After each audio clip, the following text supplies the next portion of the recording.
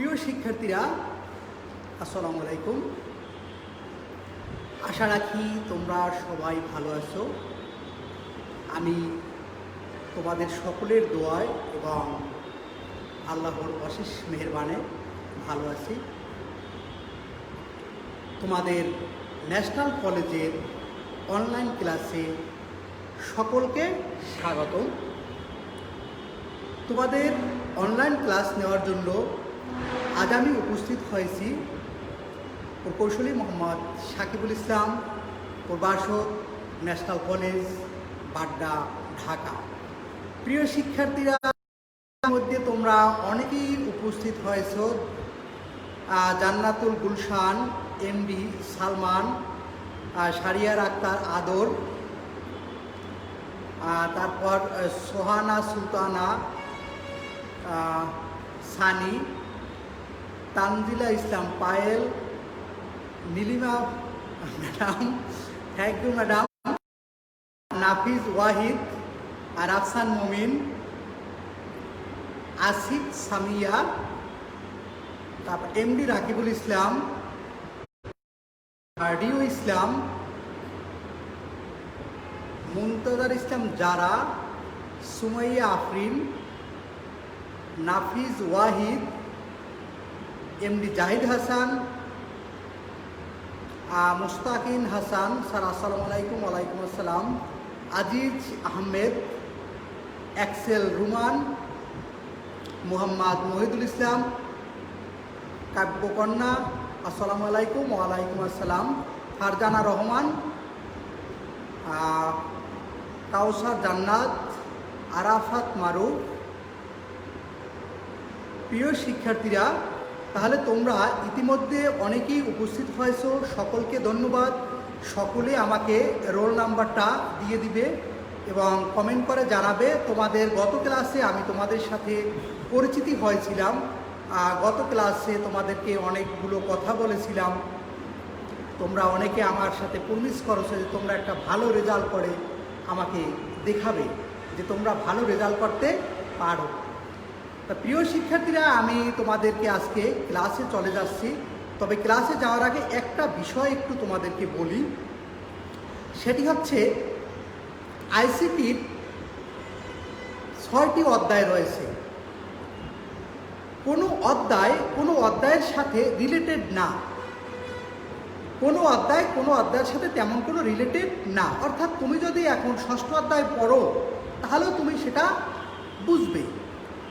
তুমি যদি 5ম অধ্যায় পড়ো তাহলে সেটা বুঝবে, এভাবে। কিন্তু ব্যাপারটা হচ্ছে প্রত্যেকটা অধ্যায় শুরু থেকে শেষ পর্যন্ত প্রত্যেকটা টপিকস একটির সাথে আরেকটি ওতপ্রোতভাবে জড়িত। অর্থাৎ একটা অধ্যায়ে তুমি যদি 2টি ক্লাস না করো, একটি ক্লাস না করো, তুমি সামনের ক্লাস কিছু বুঝবে না। তুমি যদি প্রত্যেকটা অধ্যায়ের একটা অধ্যায় তুমি না পারে দ্বিতীয় অধ্যায় শুরু করলা, তাতে কোনো সমস্যা নেই, তুমি দ্বিতীয় অধ্যায় বুঝবে। কিন্তু তুমি যদি একটি অধ্যায়ের কোনো ক্লাস মিস করো, সেই ক্লাস না করা পর্যন্ত সামনের ক্লাস তুমি বুঝবে না। এজন্য তোমাদেরকে আমি রিকোয়েস্ট করব যে যখন ক্লাস শুরু করবে অবশ্যই ধারাবাহিকভাবে ক্লাসগুলো করবে। প্রিয় শিক্ষার্থীরা, ধারাবাহিকভাবে ক্লাসগুলো করার অনেকগুলো পথ রয়েছে। তোমরা যদি কোনো ক্লাস মিস করো তাহলে দেখা যায় ন্যাশনাল কলেজের ওয়েব পেজ, অর্থাৎ ন্যাশনাল কলেজের পেজে তোমরা সকল ক্লাসগুলো পাবে। যদি তুমি ন্যাশনাল কলেজের পেজে অনেকগুলো ক্লাস পেতে কষ্ট হয় তাহলে ন্যাশনাল কলেজের ইউটিউব চ্যানেলে পাবে। যদি ন্যাশনাল কলেজের ইউটিউব চ্যানেলে তোমার অনেকগুলো ক্লাস এলোমেলো লাগে তাহলে আমার ফেসবুকে পাবে। আমার ফেসবুকে যদি তোমার এলোমেলো লাগে, সাজানো না থাকে, তাহলে সর্বশেষ যেখানে তোমাদের ঠিকানা, অর্থাৎ আইসিটি পাঠশালা ইঞ্জিনিয়ার সাকিবুল ইসলাম, তুমি সার্চ দেবে আমার ইউটিউব চ্যানেলে প্লে লিস্ট অনুযায়ী সকল ক্লাসগুলো ধারাবাহিকভাবে দেওয়া আছে। আমি ইউটিউবের লিঙ্কটা তোমাদের কমেন্ট বক্সে আমি জানিয়ে দেবো। তোমরা সেখান থেকে তোমাদের সকলকে আমি ইউটিউব চ্যানেলের লিঙ্কটা দিয়ে দেবো এবং সেখান থেকে তোমরা সকল ক্লাসগুলো পাবে।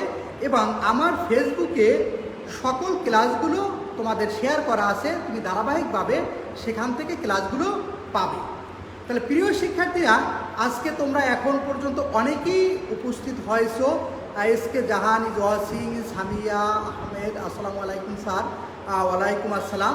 তো প্রিয় শিক্ষার্থীরা, এবার আমরা ক্লাসে চলে যাই। আমরা আজকের আলোচনা করব একটি খুব মজার টপিকস, অর্থাৎ তৃতীয় অধ্যায়ের নাম্বার সিস্টেম বা সংখ্যা পদ্ধতি।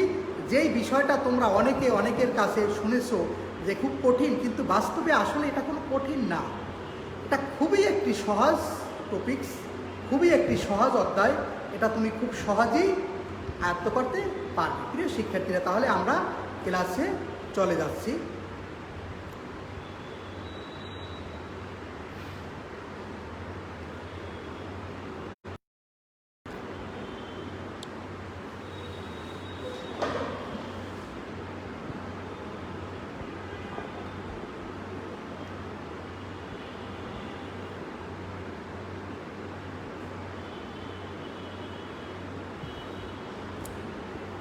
তাহলে আজকের আলোচ্য বিষয় সংখ্যা পদ্ধতি, অর্থাৎ নাম্বার সিস্টেম। আমরা নাম্বার সিস্টেম সম্পর্কে আজকে জানব।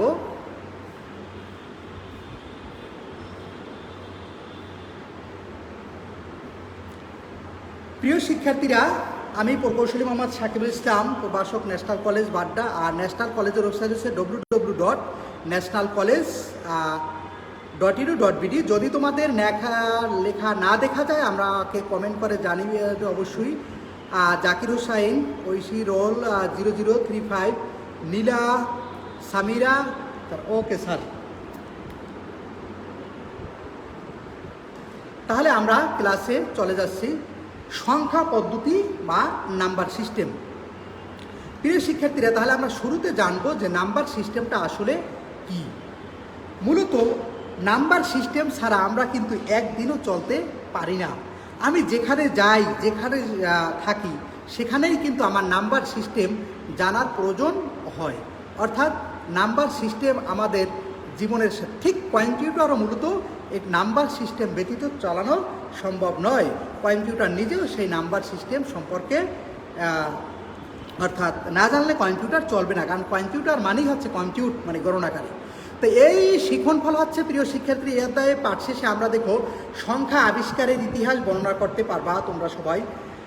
তারপর হচ্ছে সংখ্যা পদ্ধতির ধারণা ব্যাখ্যা করতে পারবা, সংখ্যা পদ্ধতির প্রকারভেদ বর্ণনা করতে পারবা। অর্থাৎ এই পাঠ শেষে আমরা সংখ্যা আবিষ্কারের ইতিহাস সম্পর্কে জানতে পারবো, তারপর সংখ্যা পদ্ধতির ধারণা ব্যাখ্যা করতে পারবো, সংখ্যা পদ্ধতির প্রকারভেদ সম্পর্কে আমরা ধারণা লাভ করতে পারবো। প্রিয় শিক্ষার্থীরা, কনসেপ্ট অফ নাম্বার সিস্টেম শুরুতেই, অর্থাৎ কনসেপ্ট অফ নাম্বার সিস্টেম, সংখ্যা পদ্ধতির ধারণা। আমরা একটু Pranto Chakraborty, Tahmina Mou, roll 02221G, thank you. Roll 411, সবাই রোলটা একটু লিখে জানিয়ে দেবে আমাকে। তাহলে সংখ্যা পদ্ধতির ধারণা দেখো, কোনো সংখ্যাকে বিভিন্ন চিহ্ন, অঙ্ক, প্রতীক ইত্যাদি ব্যবহার করে লিখে প্রকাশ করার পদ্ধতিকে সংখ্যা পদ্ধতি বলা হয়। প্রিয় শিক্ষার্থীরা, তোমরা জ্ঞানমূলক প্রশ্ন হিসাবে সবসময় পাবে, অর্থাৎ প্রায় সময় দেখা যায় যে সংখ্যা পদ্ধতি কী। তখন এই সংজ্ঞাটা সহজে লিখবে যে কোনো সংখ্যাকে বিভিন্ন চিহ্ন অথবা অঙ্ক, প্রতীক ইত্যাদি ব্যবহার করে লিখে প্রকাশ করার পদ্ধতিকে সংখ্যা পদ্ধতি বলা হয়। যেমন 742, এখানে তিনটি সংখ্যা রয়েছে, একটি হচ্ছে 7, একটি 4, একটি 2, এই তিনটি মিলি হয়েছে 742। এই তিনটি অঙ্ক দ্বারা এখানে গঠিত। প্রিয় শিক্ষার্থীরা, এই যে একটি 7, এই যে 4, এই 2, এটা প্রত্যেকটা এক একটা অঙ্ক বা এক একটা প্রতীক বা চিহ্ন। এটা যখন আমি এভাবে লিখে প্রকাশ করলাম, তখন এখানে আমার এটা হয়ে গেছে সংখ্যা পদ্ধতি। সংখ্যা তৈরি করার বিভিন্ন প্রতীক হচ্ছে অঙ্ক মূলত। অর্থাৎ আমি যে সংখ্যা তৈরি করার জন্য বিভিন্ন প্রতীকই হচ্ছে অঙ্ক। অঙ্ক ব্যবহার করে সংখ্যা পদ্ধতির সাহায্যে যে কোনো পরিমাণকে বা কোয়ান্টিটি প্রকাশ করা যায়। অর্থাৎ আমি সংখ্যা ব্যবহারের মাধ্যমে আমি কিন্তু সকল কোয়ান্টিটি বা পরিমাণকে আমি পরিমাপ করতে পারবো। মূলত আমি যে এখানে তিনটি অঙ্ক বা প্রতীক ব্যবহার করেছি, প্রত্যেকটি হচ্ছে একটি আলাদা আলাদা অঙ্ক বা ডিজিট। অর্থাৎ ডিজিটটা কি সে নিয়ে আমি তোমাদেরকে এখনও আবার ভিন্ন একটু বলবো যে দেখো অঙ্ক বা ডিজিটটা আসলে কি মূলত সংখ্যা প্রকাশ করার জন্য যে সকল মৌলিক চিহ্ন ব্যবহার করা হয় তাকে অঙ্ক বা ডিজিট বলে। প্রিয় শিক্ষার্থীরা, এই সংখ্যাগুলো তোমরা খাতা কলম নিয়ে বসবে এবং সংখ্যাগুলো অবশ্যই লিখে রাখবে এবং প্রত্যেকটা সাবজেক্টের জন্য একটি মোটা করে খাতা বানাবে, সেই খাতা ব্যবহার করে তোমরা লিখবে। Shahriar Asgar, roll 452, section D1A। আচ্ছা, Jui Islam is watching, thank you. দেখো তাহলে ডিজিট বা অঙ্ক কি? সংখ্যা প্রকাশ করার জন্য যে সকল মৌলিক চিহ্ন ব্যবহার করা হয় তাকে অঙ্ক বা ডিজিট বলে। যেমন দশমিক সংখ্যা পদ্ধতি লিখে প্রকাশ করার জন্য 10টি সংকেত বা চিহ্ন 0, 1, 2, 3, 4, 5, 6, 7, 8, 9 অর্থাৎ 1, 2, 3, 4 ব্যবহার করা হয়। মোসাম্মদ সুলতানা, আচ্ছা, ইউসুফ শাহরিয়ার, রোল 292, নাবিল ভুইয়ার, তারপর জেনাতুমিন জেসি, আসসালামু আলাইকুম স্যার। ওয়ালাইকুম আসসালাম জেসমিন খাতুন। আচ্ছা, তাহলে তোমরা আশা করি অঙ্ক এবং ডিজিট বুঝেছো যে সংখ্যা প্রকাশ করার জন্য যে সকল মৌলিক চিহ্ন ব্যবহার করা হয় তাকে অঙ্ক বা ডিজিট বলে। যেমন দশমিক সংখ্যা প্রকাশ পদ্ধতি লিখে প্রকাশ করার জন্য এই 10টি অঙ্ক ব্যবহার করা হয়। মূলত এই সংখ্যাটা হচ্ছে আমরা সবাই এর সাথে পরিচিত 0 থেকে 9 পর্যন্ত। এই চিহ্নসমূহ প্রত্যেকটি দশমিক সংখ্যার একটি করে অঙ্ক বা ডিজিট। প্রিয় শিক্ষার্থীরা, এই যে আমি যে চিহ্নগুলো বা অঙ্কগুলো ব্যবহার করেছি এই প্রত্যেকটি হচ্ছে দশমিক সংখ্যা পদ্ধতির একটি করে ডিজিট। প্রিয়াঙ্কা আদরিকা, তারপর সাফায়েত হোসাইন সাফিন, হ্যাঁ, থ্যাংক ইউ জয়েন করার জন্য সকলকে। প্রিয় শিক্ষার্থীরা, যদি না বুঝে থাকো আমাকে অঙ্ক বা ডিজিটটা কি তোমরা বুঝেছো কিনা আমাকে একটু জানিয়ে দেবে যে ইয়েস স্যার বুঝেছি বা নো স্যার আবার বলেন, আমাকে বলবে, আমি প্রয়োজনে আবার আলোচনা করব। আচ্ছা, তাহলে অর্থাৎ এই যে অঙ্কগুলো আমি ব্যবহার করি মূলত এই অঙ্কগুলোই হচ্ছে দশমিক সংখ্যা পদ্ধতির চিহ্ন। খাদিজা আক্তার বন্যা উপস্থিত হয়েছ। সংখ্যা পদ্ধতির প্রকারভেদ। প্রিয় শিক্ষার্থীরা, আমরা সংখ্যা পদ্ধতির প্রকারভেদ সম্পর্কে প্রথমে জানব। সংখ্যা পদ্ধতি প্রথমত বা প্রধানত যদি আমি বলি 2 ভাগে ভাগ করা যায়। মূলত কি? সভ্যতা বিকাশের প্রাথমিক পর্যায় থেকে বর্তমান পর্যন্ত যতগুলো সংখ্যা পদ্ধতির প্রচলন শুরু হয়েছে তাদেরকে প্রধানত 2 ভাগে ভাগ করা যায়। অর্থাৎ ক্লাসিফিকেশন অফ নাম্বার সিস্টেমকে সেই সভ্যতার শুরু থেকে প্রাথমিক দিক থেকে বর্তমান যুগ পর্যন্ত সকল সংখ্যাগুলোকে 2 ভাগে বা প্রধানত ভাগ করা যায়। এক হচ্ছে নন পজিশনাল সংখ্যা পদ্ধতি। প্রথম কি? নন পজিশনাল নাম্বার সিস্টেম। 2 হচ্ছে পজিশনাল নাম্বার সিস্টেম। প্রিয় শিক্ষার্থীরা, তাহলে আমরা জানলাম যে সভ্যতার সেই শুরু থেকেই সংখ্যা পদ্ধতিকে 2 ভাগে ভাগ করা যায়। এক হচ্ছে পজিশনাল সংখ্যা পদ্ধতি, আরেকটি হচ্ছে নন পজিশনাল সংখ্যা পদ্ধতি। এবার আমরা জানব যে Palash Hossain, yes sir, thank you. Jui Islam, জি স্যার, থ্যাংক ইউ বোঝার জন্য। তাহলে আমরা সংখ্যা পদ্ধতিকে জানলাম প্রথমত কয় প্রকার? 2 প্রকার। কি? পজিশনাল সংখ্যা পদ্ধতি, একটি নন পজিশনাল সংখ্যা পদ্ধতি। প্রিয় শিক্ষার্থীরা, এবার আমরা জানব নন পজিশনাল সংখ্যা পদ্ধতি। তাহলে নন পজিশনাল সংখ্যা পদ্ধতি, দেখো, যে সংখ্যা পদ্ধতির শুধু নিজস্ব মান আছে, কোনো স্থানীয় মান নেই, তাকে নন পজিশনাল সংখ্যা পদ্ধতি বলে। আমি আবার একটু বলি, যে সংখ্যা পদ্ধতির শুধু নিজস্ব মান আছে, কোনো স্থানীয় মান নেই, কোনো পজিশন নেই, তাকে নন পজিশনাল সংখ্যা পদ্ধতি বলে। অর্থাৎ এই পদ্ধতির কোনো স্থানীয় মান থাকবে না, সে যেখানেই বসুক শুধু তার নিজের মান বহন করবে। অর্থাৎ তার নিজের যেই মানটা থাকবে সে সেই মানটাকে বহন করবে, তার কোনো পজিশন থাকবে না। অর্থাৎ এ পদ্ধতিতে সংখ্যার মান ব্যবহারের চিহ্ন বা অঙ্কসমূহ পজিশন বা অবস্থানের উপর নির্ভর করে না, শুধু নিজস্ব মানের উপর নির্ভর করে। এটি একটি প্রাচীন পদ্ধতি। প্রিয় শিক্ষার্থীরা দেখো, এই পদ্ধতিতে সংখ্যার মান ব্যবহৃত চিহ্ন বা অঙ্কসমূহ বা পজিশন বা অবস্থানের উপর নির্ভর করে না। এজন্য বলা হয় নন পজিশন, তার পজিশন নেই, শুধু নিজস্ব মানের উপর নির্ভর করে। এটি একটি প্রাচীন পদ্ধতি, অর্থাৎ এটা শুধু নিজস্ব মানের উপর নির্ভর করে। তাহলে আমরা কি জানলাম যে নন পজিশনাল সংখ্যা পদ্ধতির তার শুধু নিজের মান রয়েছে, কোনো অবস্থান মান নেই। এটি একটি প্রাচীন পদ্ধতি। প্রিয় শিক্ষার্থীরা, আমি যেই কথাগুলো বলবো সেগুলো কিন্তু প্রত্যেকটা বহু নির্বাচনী প্রশ্নের অ্যান্সার। এজন্য প্রত্যেকটা ক্লাস তোমরা মনোযোগ সহকারে শিখবে এবং শুনবে। Faria Elina, thank you. White boy, thank you join করার জন্য।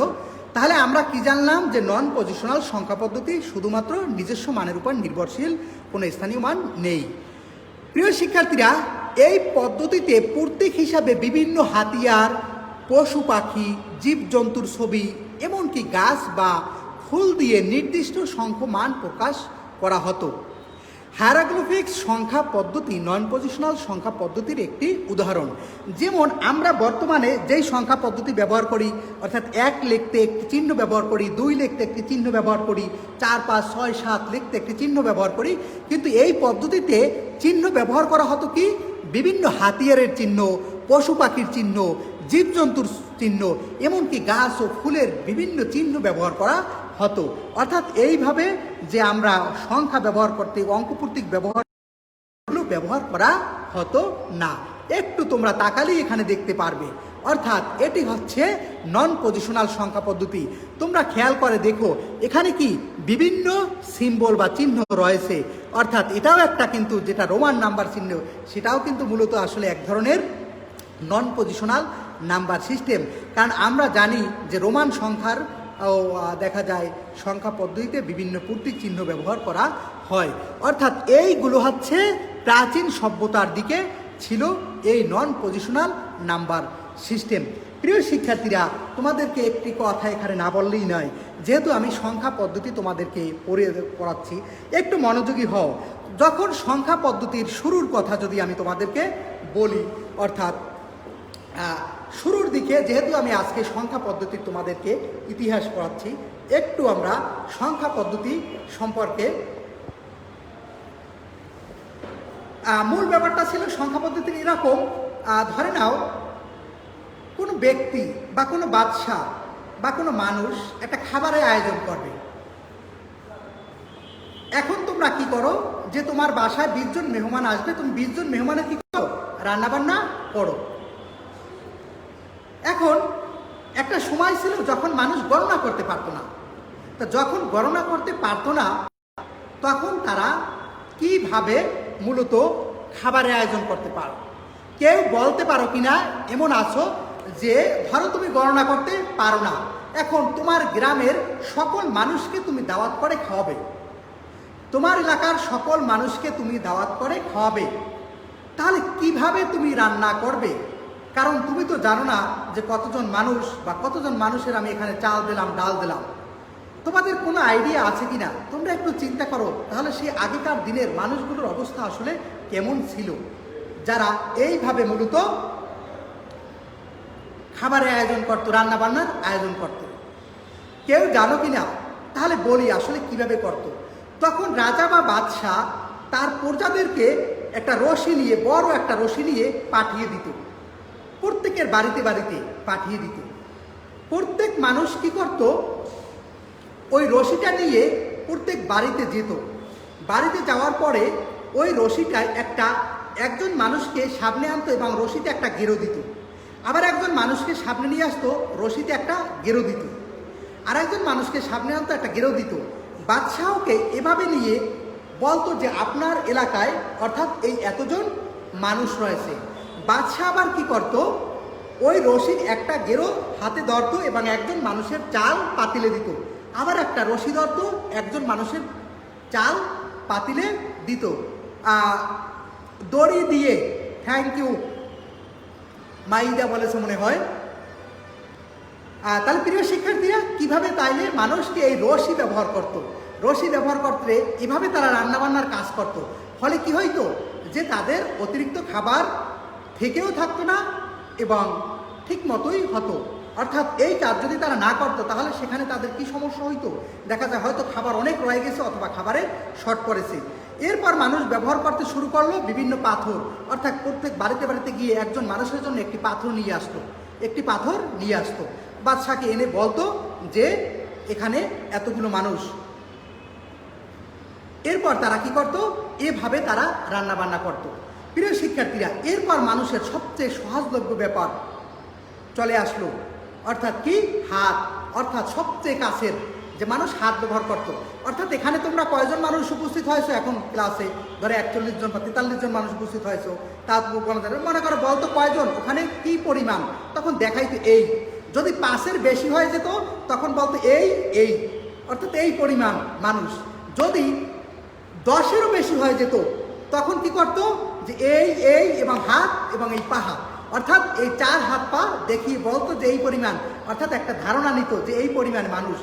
এরপর এখান থেকে এই হাতের একটা চিহ্ন, পশুর একটা চিহ্ন, পাখির একটা চিহ্ন, অর্থাৎ এইভাবে চিহ্ন ব্যবহার করতে করতে মানুষ আজকাল বর্তমানে যেই আমরা সংখ্যা পদ্ধতি ব্যবহার করি, সংখ্যা পদ্ধতির ধারণা লাভ করলো।